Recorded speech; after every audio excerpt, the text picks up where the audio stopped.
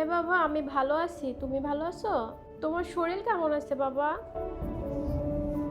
আচ্ছা ঠিক আছে বাবা, আমি রাখছি, পরে কথা বলবো।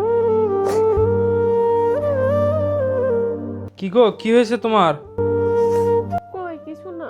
কান্না করছো কেন? না কিছু হয়নি। তোমার মুখ দেখেই তো বুঝতে পারছি কিছু একটা হয়েছে, বলো কি হয়েছে। বাবা খুব অসুস্থ। ফোনে কথা বলোনি? কথা বলেছি তো। আমি জানি বাবা খুব অসুস্থ। সে টাকার জন্য চিকিৎসাও করাতে পারছে না, কিন্তু মুখ ফুটে একটা বারও আমাকে বলছে না। তুমি কি আমাকে বলতে ভয় পাচ্ছিলে? আরে না, বারবার যদি বিয়ের পরে বাবার কথা তোমাকে বলি, তুমি কি ভাববে বলো? আমাকে একটা কথা বলো তো, জি বলো। যদি তোমার বাবার জায়গায় আমার বাবা হইতো তাহলে কি তুমি যেতে দিতা না? জি অবশ্যই যেতে দিতাম। তাহলে তোমার বাবার বেলায় ভিন্ন হবে কেন? কারণ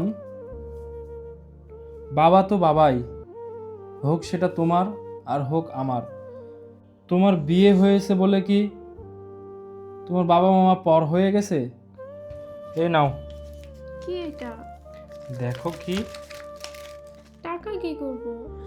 আমার কিছু জমানো টাকা ছিল, একটা কাজের জন্য রাখছিলাম, কিন্তু এখন সবচেয়ে জরুরি কাজ হলো বাবাকে চিকিৎসা করানো। ধন্যবাদ তোমাকে। চলো আজই যাই বাবাকে দেখতে। পরিবার হচ্ছে শুধু রক্তের সম্পর্ক নয়, হৃদয়ের সম্পর্কও।